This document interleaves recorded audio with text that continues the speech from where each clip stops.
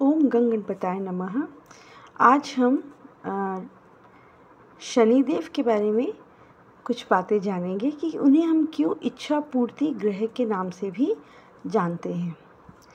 अब अगर हमें इस कुंडली में देखें तो हमारा राहु और गुरु जो है वो पहले भाव में है, फर्स्ट हाउस में। तो राहु और गुरु जब फर्स्ट हाउस में होते हैं तो वो हमें क्या देते हैं, इल्यूजन और एक्सपेंशन। क्योंकि राहु तो इल्यूजन देता है कि हम बड़े काम, मुझे बड़ा कुछ करना है, मुझे ये करना है, वो करना है, मतलब उसके पैर नहीं है उस प्लान के। और गुरु देता है एक्सपेंशन, मतलब वो सोचता है कि हम मुझे कुछ बड़ा करना है, लेकिन हालात को देखकर, और जो मुझे सही तरीके से कुछ बड़ा करना है, मतलब हर तरीके से नहीं, मुझे शॉर्टकट नहीं, मतलब मुझे प्रॉपर रूट से होकर कुछ बड़ा करना है। तो इन दोनों में ये फ़र्क है, ठीक है। और वहीं अगर हम सप्तम भाव में और सेवन्थ हाउस में देखेंगे तो शनि और केतु क्या करते हैं कि शनि देव कहते हैं आप हार्ड वर्क करिए, हार्ड वर्क, ठीक है, उसका कोई सब्स्टिट्यूट नहीं है। और उधर केतु देव जो है वो कहते हैं डिटैचमेंट, वो बिल्कुल संत की तरह कहते हैं आप छोड़ दीजिए, बस सब कुछ आपने कर लिया, बस अब छोड़ दीजिए। तो शनि और केतु की युति में आप मेहनत भी बहुत करते हैं और फिर छोड़ भी देते हैं। अच्छा ठीक है, अब नहीं, मुश्किल है, अब नहीं हो पाता, तो उनको ये नहीं लगता कि नहीं नहीं मुझे बेहतर करना है किससे। तो ऐसा यहाँ पर आप देखते, तो इसलिए आप जनरली कहते हैं कि शनि देव और केतु देव की युति में संत जैसा व्यवहार होता है। पर संत का मतलब लेकिन ये नहीं केतु बिल्कुल संत बना देता है। केतु का मतलब ये अंदर से तो आप पूरी तरह से भरे हुए हैं, लेकिन आपको बोलना नहीं आ रहा, आप अंदर ही अंदर घुट रहे हैं, अंदर ही अंदर आपको महसूस हो रहा है कि अच्छा कुछ करना है ये वो करके, लेकिन आप उसको बता नहीं पाते क्योंकि केतु देव का तो मुंह नहीं है, उनका तो सिर्फ शरीर है। ऐसे ही चौथे घर में आप देखेंगे राहु जब आता है तो राहु और गुरु की युति में राहु बनाता है प्लान्स, हम ये करेंगे वो करेंगे, घर में बैठ के सारी प्लानिंग होती रहती है। और गुरुदेव कहते हैं कि स्ट्रैटेजी। अब प्लान और स्ट्रैटेजी में क्या अंतर है कि प्लान तो बनाया जाता है बिना रिसोर्सेज को ध्यान में रखकर, कि आपको अच्छा कोई रेस्टोरेंट खोलना है तो फिर फंडिंग कहाँ से होगी, प्रॉपर फंडिंग, ये सब नहीं। राहु कहता है मैं बड़ा बहुत चेन खोलूँगा, मल्टीपल चेन खोलूँगा, होटल चेन्स होंगी, सब मेरे घर में, मेरे होटल्स में आएंगे और मेरा बहुत नाम होगा। लेकिन गुरुदेव कहते हैं कि लेकिन उसकी फंडिंग कहाँ से होगी, प्रॉपर उसके लिए लोन अप्रूव होगा, पूरा प्रोसीजर होगा, आइडिया हम पहले दिखाएंगे। तो एक प्रॉपर जो तरीका वो गुरुदेव का वो होता है, ठीक है। तो जहाँ राहु बढ़ चढ़ कर करने की कोशिश करता है वो भी दिखाता है जो नहीं होता। जैसे हम प्रेजेंटेशन करते हैं तो यहाँ हम इंटरव्यू में जाते हैं तो हमसे पूछा जाता है कि आपके स्ट्रेंथ क्या है, तो हम कहते हैं कि मैं बहुत हार्ड वर्किंग हूँ और मुझे परफेक्शन बहुत पसंद है, आई एम अ परफेक्शनिस्ट। लेकिन हमें भी पता होता है कि हम कितने लेज़ी हैं और कितना हमें गुस्सा आता है जब हमें एक ही काम को बार बार करना पड़ता है। तो वो जो है वो हम तो नहीं बताते हैं, तो वो राहु है। जब वो आपसे कोई मिलने आ रहा है और आपकी खूब तारीफ़ कर रहा है, आपकी स्माइल कितनी अच्छी है, आपकी हंसी कितनी अच्छी है, आपकी आवाज़ कितनी अच्छी है, तो कुछ तो बुरा भी बोलो, सब अच्छा ही कैसे होगा, वो राहु है। लेकिन गुरु कहते हैं आपका व्यवहार अच्छा है, उसके बाद वो कुछ नहीं कहते।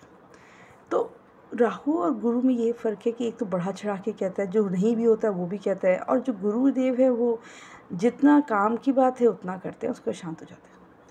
वहीं शनि और केतु में क्या होता है, जैसे शनि अगर दशम भाव में है तो शनि आपसे मेहनत करवाएंगे, आपको परफेक्शन की तरफ ले जाएंगे, परसिवियरेंस कराएंगे। लेकिन जो केतु देव है उनके अंदर ऐसा होता है, कंपटीशन होता है और अंदर जेलसी भी होती है, बहुत पहले जेलसी होती है। जिनका केतु होता है उनको सबसे जेलसी होती है, उनको लगता है कि ये क्यों बेटर कर रहा है, वो क्यों बेटर कर रहा है, मैं तो इससे कहीं गुना अच्छा हूँ, मुझे तो अच्छा, मुझे क्यों नहीं रिकग्निशन मिल रहा। तो शनि तो आपके बैठे हैं आपकी इच्छा पूर्ति करने के लिए, लेकिन जो केतु है उनको गुस्सा आ रहा है, कंपटीशन बहुत है, रिस्पेक्ट नहीं मिल रही, क्योंकि ये रिस्पेक्ट का घर है। यहाँ आपको रिस्पेक्ट मिलती है, आप अपनी आप अपने आप को जो समाज में आपकी जो इज़्ज़त है वो आप इसी घर से देखते हैं, दशम भाव से देखते हैं। तो इसलिए आप, जब आप यहाँ पे होते हैं तो आप हमेशा अपने अपने आप को ये देखते हैं कि किस प्रकार मैं सबसे अच्छा अपना कुछ नाम कमाऊँ। तो शनि जो आप चाहते हो, चाहे आप नाम चाहते हो, जैसे यहाँ पे सातवें में बंधन देते हैं कि शादी का भी घर, विवाह का भी स्थान माना जाता है, तो शनि बंधन देते हैं। लेकिन शनि बंधन देते हैं अच्छे के लिए। अगर आपकी पतंग है और उसमें कोई धागा, आप किसी की डोरी किसी के हाथ में है, तो आप सुरक्षित है। जैसे ही जिस दिन वो डोरी कट जाएगी, उस दिन वो पतंग पता नहीं कहाँ चली जाएगी और क्या होगा कुछ पता नहीं। तो एक बंधन है, लेकिन बंधन में एक ज़िम्मेदारी होती है, ज़िम्मेदारी का एहसास। वो बंधन आपको क्या करता है, ज़िम्मेदारी का एहसास कराते हैं। तो शनिदेव आपको ज़िम्मेदारी का एहसास कराते हैं। जब ज़िम्मेदारी का एहसास होता है तभी तो आप कुछ करेंगे ना।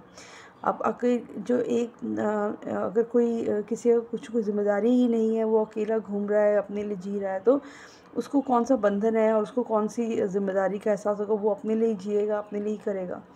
तो बंधन जो होता है वो समाज के प्रति, आपके अपने नाम के प्रति, खुद को आपको इस्टेब्लिश करना है, पहचान बनानी, तो बंधन है। क्योंकि आपको मेहनत करनी पड़ेगी। आप मेहनत कब करते हो, जब आपको चाहिए होता है। तो इच्छा पूर्ति कब होती है, जब आप मेहनत करते हो। इच्छा पूर्ति सोचने से नहीं होती। राहु सिर्फ इच्छा पूर्ति नहीं करेगा, राहु सिर्फ आपको आइडियाज़ देंगे। राहु कहता है कि ये आइडिया है, ये आइडिया चल सकता है, उसमें से नहीं भी चलेगा कुछ आइडिया, बहुत नहीं चलेंगे। केतु कहते हैं हमें तो पता नहीं, आप कर लीजिए, ठीक है। लेकिन मन ही मन वो सोच रहे हैं कि भाई दूसरा ना कर ले। तो लेट गो का आना बहुत ज़रूरी है। तो केतु के जब लेट गो वाली फीलिंग आ जाती है, और जब शनि के आप कहते हैं कि, जैसे कहते हैं ना कि आप कर्म करो और फल को छोड़ दो। क्योंकि कर्म तो आपने करा, अगर आपने कर्म किया तो शनि देव आपको ज़रूर उसका फल देंगे। आप ये निश्चिंत होकर बैठ जाइए कि आपको फल तो मिलकर ही रहेगा। कोई भी कर्म चाहे आप करें या ना करें, फल आपको ज़रूर मिलेगा उसका, उसी के हिसाब से। और केतु कहते हैं कि आप लेट गो करो, छोड़ दो। क्योंकि उनको पता है कि अंदर आप ये सोचोगे कि जब मिलेगा और आपको लगेगा कि नहीं, सामने वाले को ज़्यादा मिला है, मुझे कम मिला है, मैंने तो ज़्यादा मेहनत करी है, मैं ज़्यादा काबिल हूँ, मुझे ज़्यादा मिलना चाहिए, तो जलन की भावना आ सकती है। तो इसीलिए केतु क्या कहा जाता है कि लेट गो करना सीखिए। तो अगर आप लेट गो करना सीख रहे हैं, आप मेहनत कर रहे हैं, तो आपकी इच्छा पूरी ज़रूर होगी। और इसीलिए शनिदेव को इच्छा पूर्ति का देवता माना जाता है, क्योंकि वो आपकी इच्छाएं पूरी करते हैं। और तभी करते हैं जब आप गुरु के सानिध्य में होते हैं। राहु की बहुत बड़ी बड़ी बातों से नहीं, बल्कि गुरु की वास्तविकता को भी समझते हैं और उनकी बात का आदर करते हुए मेहनत करते हैं। शनिदेव जैसे आप कहते हैं कि मेहनत करिए, कर्म अच्छे करिए, अच्छे कर्म करते हैं। फिर केतुदेव की केतुदेव से सीखिए कि कैसे वो लेट गो करते हैं। आपको बहुत जलन होगी, आपको दूसरों को देख के आपको बहुत तकलीफ़ होगी कि बाकी लोग आपसे आगे बढ़ गए हैं, आप पीछे रह गए कहीं ना कहीं। लेकिन आपको चिंता नहीं करनी है, आपको आगे बढ़ना है। क्योंकि अगर आप ये चार जो आपकी भाव हैं, इनसे अगर आप सीख रहे हैं, तो आपको पता होगा कि आप किसी भी भाव में देख लीजिए, आप अगर गुरु की सुनेंगे, गुरु की बात मानते हुए, और आप मेहनत करेंगे, और साथ में राहु की तरह बड़ा आउट ऑफ द बॉक्स, क्योंकि राहु देव आउट ऑफ द बॉक्स सोचने के लिए मजबूर करते हैं। जैसे हमें सोल्यूशन नहीं मिलता तो हमें कंपनीज़ में, हम कॉर्पोरेट में ये कहते हैं कि think out of the box. क्यों कहते हैं? क्योंकि जो सामने है वो तो है ही, लेकिन जो नहीं है वो देख पाने की क्षमता वो किस में होती है? वो राहु देव में होती है। तो वो आप कहते हैं कि सोचो कुछ ऐसा, इसका इस परेशानी का हल ऐसा सोचो जो किसी ने ना सोचा हो। जब आप ऐसा कुछ सोचते हैं, फिर आप जब मेहनत करते हैं उसी को ध्यान में रखकर, तो तब आपकी इच्छा पूर्ति होती है, तभी आपकी इच्छा पूर्ति हो सकती है। जब तक आप कुछ नया नहीं सोचोगे, गुरु का आशीर्वाद नहीं होगा, मेहनत नहीं करेंगे और लेट गो करना नहीं सीखेंगे, तो आपकी इच्छा पूर्ति कैसे होगी? इच्छा पूर्ति होकर भी आपको सेटिस्फैक्शन नहीं मिलेगी कि आपकी इच्छा पूरी हुई। आपको लगेगा कि नहीं, ये कम है। कई लोग होते हैं जिनके 99% आते हैं, वो रो रहे होते हैं कि मेरे 99 मार्क्स आए आउट ऑफ 100, 99% आए, सो लेस, 1 मार्क्स मिल जाता।